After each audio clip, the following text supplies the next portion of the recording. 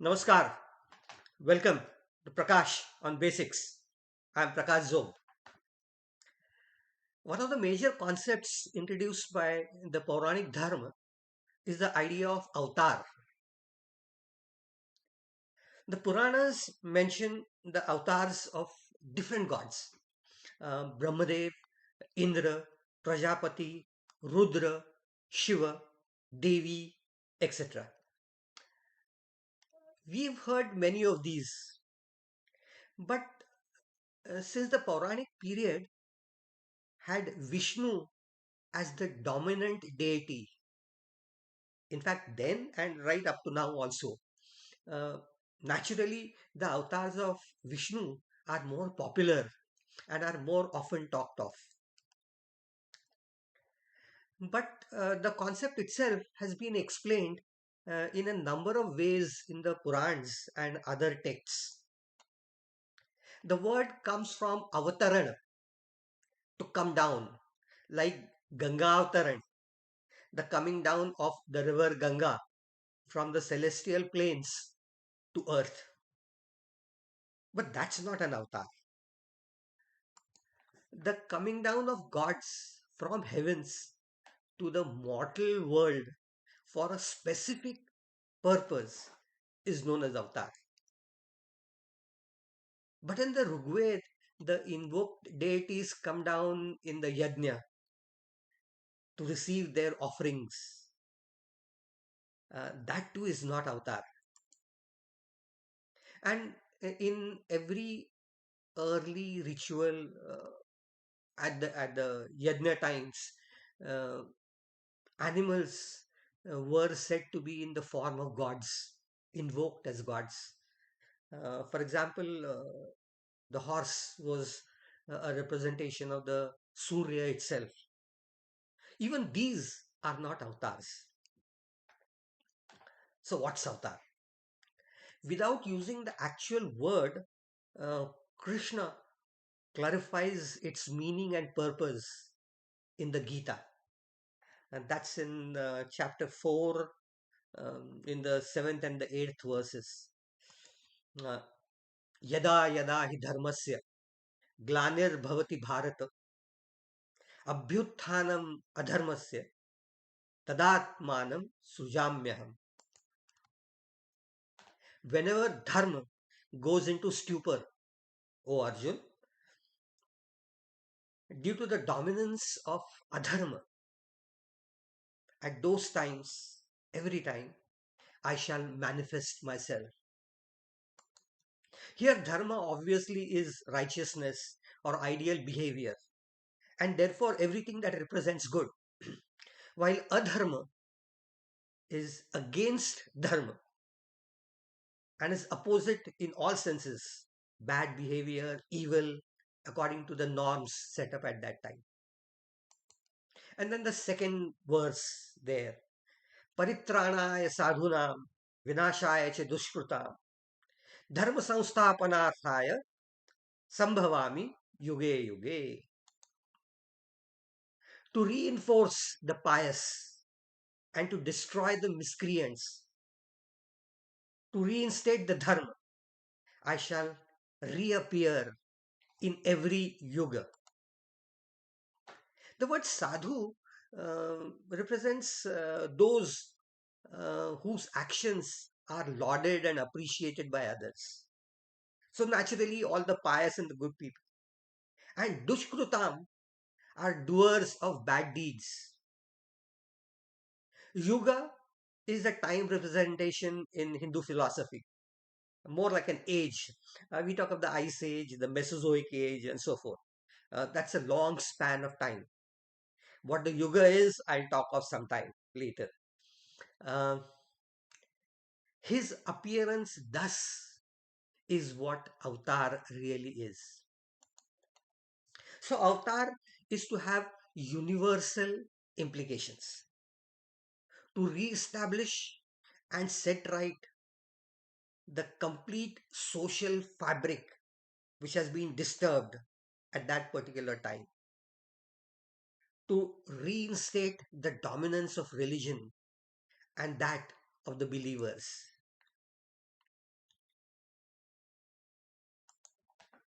Avatar is not for minor issues. There are some exceptions which are mentioned, like the one that represents Shri Hari, but I'll come to that sometime later. Uh, it's not to solve an immediate problem, though the major act may appear to be so.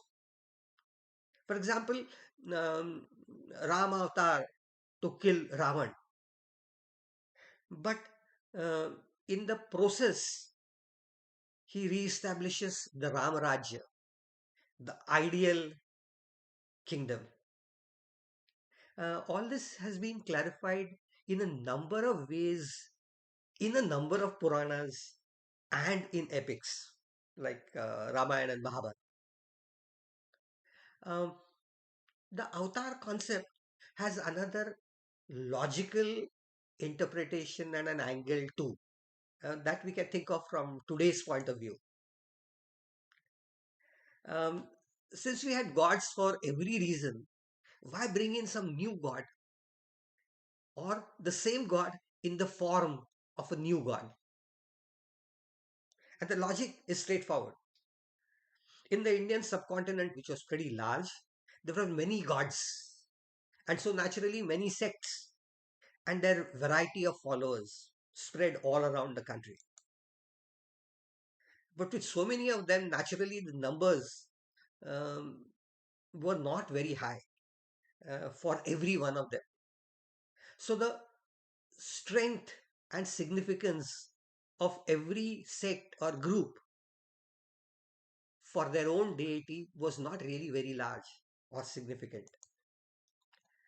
So there was a survival problem for some of them as their numbers dwindled and they couldn't encroach into other ones. Each one had to grow. So what was the solution? Merger, naturally. Uh, like the saying that goes, Sahana bhavatu, Sahana bhunaktu. Let us eat together, let us dine together, let us go to and perform laurels together, and so forth. So what do? We merge our gods together. Your God is the same as mine. Merge naturally with the strongest group. That was the best way out. And since Bhagavad Dharma and their Lord Vishnu dominated, joining them was the best solution. We see that happening in present day political situations also, where a number of political parties get together in spite of their ideologies and merge together. Here, of course, it is temporary. There, things were permanent. And the best solution, obviously, was to join the biggest party. Rather, is I don't have to go into names and details, but I'm sure you can interpret things. Uh, so, naturally, merger of this form was an essential part. And by the Vedic time, there were many gods like the Prajapati and Indra and Varun and so forth, and they had their own followers. The first three avatars that are often talked of, Matsya Avatar, Kurma Avatar, and Varaha Avatar, were originally acts of Prajapati. They later got transferred to Vishnu. It is also considered that Indra had killed a demon called Namuchi, and that got transferred in the form of the Narsimha Avatar and Hiranyakashipu tale, which I'll come to sometime later. This naturally was a positive reinforcement for the Vishnu ideology also. And these avatars are also subcategorized.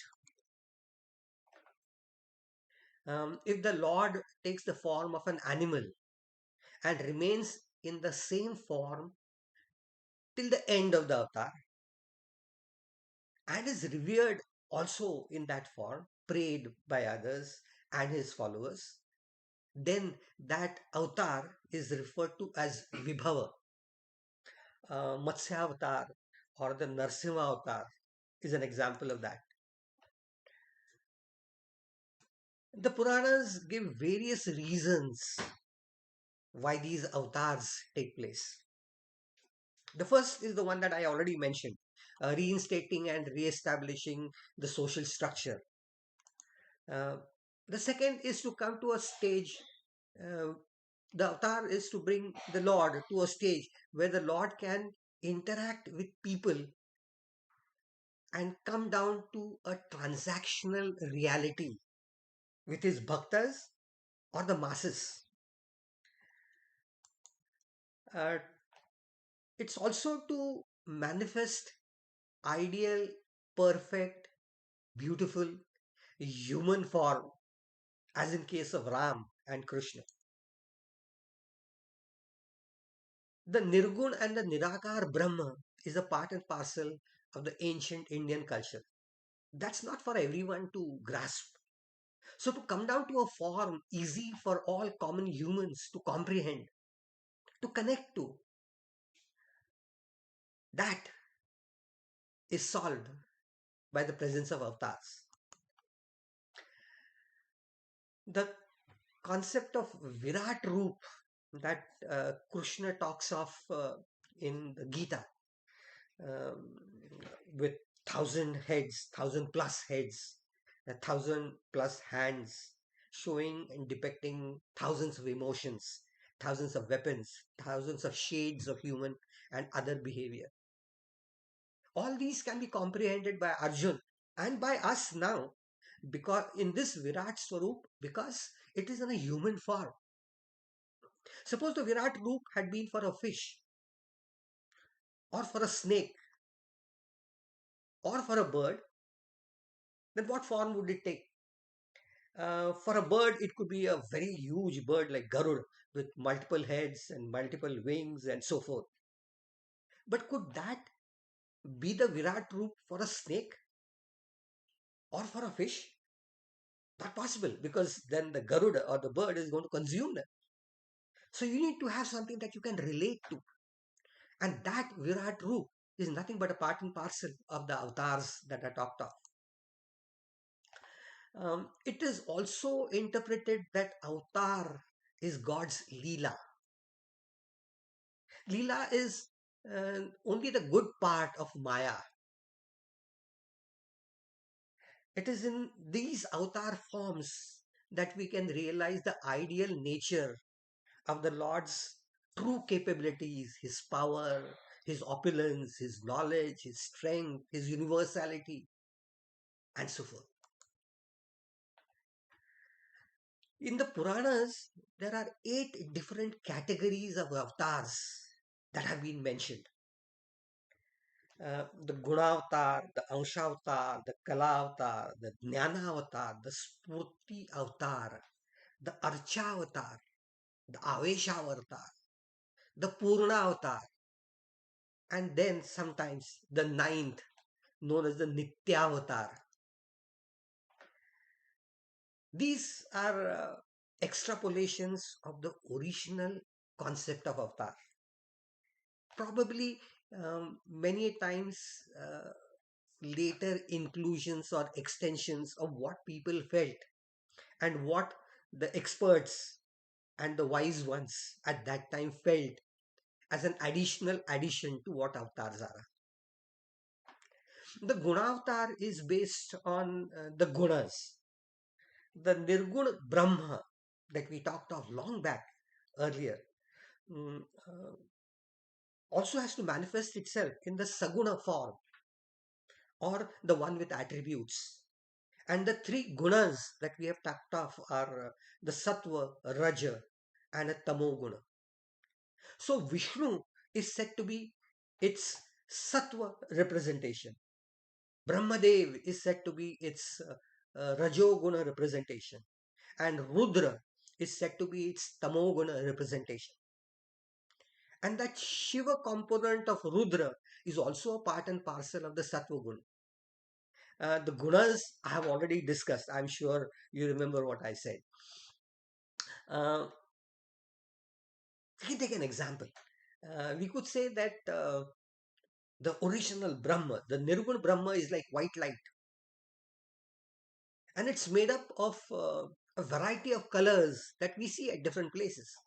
Uh, the Vishnu, the Shiva, the Rudra, and Brahma. They represent different mentalities, different attributes, different qualities, and so they are still a part and parcel of the original white light. But we look at them from different forms. So that is said to be Gunavatar. Then there is Amshavatar. That's an avatar that lasts only for a part, that has come forward only with a one specific purpose, something like the Narsimha avatar. And then there could be Kalavatar, which displays only one of his abilities or powers, one of the situations in which he can exist. Um, that's like Matsya avatar or the Kurma avatar or the Varaha avatar. And then there are a very large number of avatars that were talked of later on. And that includes some of the Jnana avatars. Naturally, Krishna, the presenter of the great Gita, is a Jnana avatar. But then there are others also. Vyas is said to be an avatar, which is a Jnana avatar. And Kapila, the great sage who proposed the Sankhya Yoga, and Hamsa, which is another avatar, and Dattatreya, which is another avatar, are all Jnana avatars. And then what about the Spurti avatar? That's the inspirational form. Uh, as a part of the 10th chapter of Gita, the Lord says, uh, I'm the best in every aspect, in every form, and in every situation. In the Vedas, I'm the Samved. In the senses, I'm the mind. Among the Rudras, I am Shankar. Among the Siddha Purushas, I am Kapil. Among the horses, I am Uchchaishrava, the best of the horses. Among the weapons, I am the best Vajra. Among the Munis, I am Vyas. Among the birds, I am Garuda. And even among the Daityas, I am there as Prahlad. So these are a variety of avatars, the best of the best. And then what about the Archa avatar? Archana is one of the ways of prayers. So Archa avatar is the sanctified idol used for prayers, either at home or in a very big ceremony or in always in temples. Then there is the Avesha avatar. When the Lord enters the body of a particular person or a situation to perform some great act. It is said that Parshuram is one such example where during one of his argyas after the death of his parents, the Lord enters his body. I'll go into details of Parshuram sometime later, but that's when he temporarily became a major avatar. And when he finally met Ram, his powers and Vishnu got transferred to Ram. And then, of course, there is what is known as the Purna avatar. When the Lord takes birth and lives through the whole life cycle as a human being, setting all ideals, showing all his original qualities, that is a Purna avatar. We have two of them in the human form, the Ram avatar and the Krishna. And so these represent the Purna avatar and represent the eight major classes. But then people talk of one more, the Nitya avatar. Nitya means all present. Since, as our faith goes, the Lord is in every one of us, in everything that is around us, in you and in me. So we too are nothing but His representations. And so, in a sense, avatars, as it is talked of in one of the Hindi songs. मुझ में राम, तुझ में राम, सब में राम समाया. And that is nothing but Nitya. But the avatars have more information to add to. And Vishnu's avatars are the ones that we know to know in a little more detail. I'll discuss some of the aspects of Vishnu's avatars next time. If you've liked whatever I have said, appreciated whatever I have said, pass on this information to the next generation, to your friends and others too. Let's share our knowledge. Till we meet again after 15 days on the same set of topics. This is Prakash Zog saying Namaskar.